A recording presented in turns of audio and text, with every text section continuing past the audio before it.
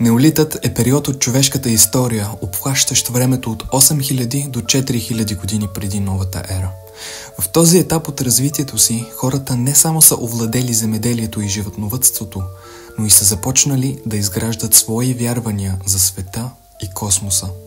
Какво е било мястото на звездите, Слънцето и Луната в техния живот? Космическите тела, Слънцето, Луната и звездите са играли важна роля в живота на неолитните хора. Слънцето е символизирало живота, топлината и плодородието, а Луната е била свързана с цикъла на живота и смъртта. Звездите са служили като ориентир за ловците и пътешествениците, както и за определяне на сезоните. Някои археолози предполагат, че древните хора са създавали календари, базирани на движението на небесните тела, за да планират своите земеделски дейности.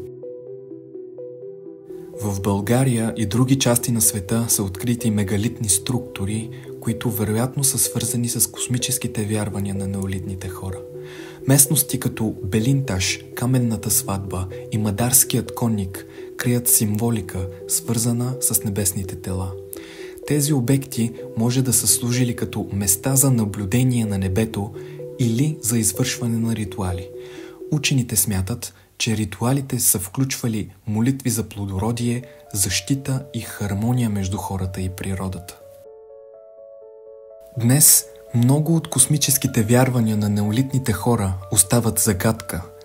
Древните митове и символи, открити върху керамика и артефакти, ни разказват истории за тяхното разбиране за Вселената.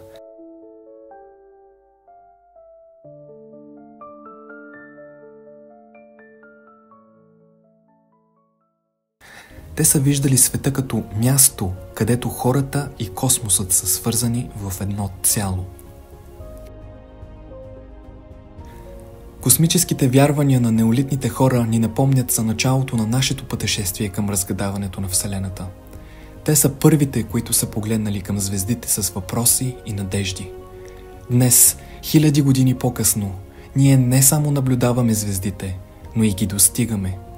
От ритуалите под открито небе до изстрелването на ракети като Сатурн 5, това е пътят, който ни показва как любопитството и стремежът към знание могат да ни отведат отвъд границите на възможното.